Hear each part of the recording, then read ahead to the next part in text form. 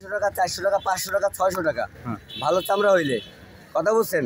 কিন্তু আমরা তো রেট পাচ্ছি না সরকারের কাছ থেকে।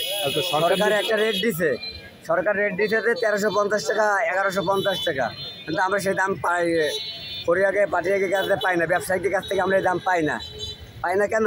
তারা আমাদেরকে দাম দেয় না, তারা ট্যানারিওয়ালারা সিন্ডিকেট করে এটা কেনে, কোরিয়াকে কাছ থেকে ট্যানারিওয়ালার সিন্ডিকেট করে এটা কেনে, ট্যানারিওয়ালারা লাভবান। আপনি ব্যবসা করছেন কত বছর?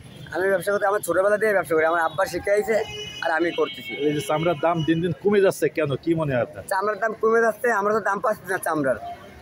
আপনারা দাম পাচ্ছেন, চামড়া এখনো খুদ থাকে? হ্যাঁ, চামড়া খুদ আছে, খুদের কারণে অনেক চামড়া খুদের কারণে বাদ হয়ে যায়। সেটা কি ধরনের খুদ আপনার পা? এই করোনা, নতুন করোনা বেরোইছে, গুটি বেরোইছে, এই ফিশ খাওয়ানোর পরে এই রোগটা বেরোইছে বুঝছেন, এর কারণে চামড়াটা ভালো হচ্ছে না। অনেক বড় বড় চামড়ার দাম কম। এই যে 3 লাখ টাকা যারা গরু কিনছে, এটা আমরা করোনা রোগ হয়ে গেছে, চামড়ার দাম 200 টাকাও নাই। এই চামড়া দিকে আপনারা কি করে বোঝেন করোনা রোগ হয়েছে? ওই গায়ের দোষ হয়, দেখাবো আপনারে দোষ হয়, গুটি হয়, গুটি হয়, ঠিক আছে, বের করতে হবে, আমি দেখাচ্ছি আপনাকে। ঠিক আছে অবস্থা। আর সরকার যে রেট দিছে বুঝছেন, তাছাড়া যদি আরো 500 টাকা 600 টাকা কমে আমরা বেচতে পারবো, সেই দামও আমরা পাই না, সেই দাম আমাদের কাছে নিয়ে না। আপনার নাম আর আপনার প্রতিষ্ঠানের নামটা একটু বলেন। আমার নাম মাসুম, আমার বাসা পারাওয়াজ মোড়। আপনার প্রতিষ্ঠানের নাম কি?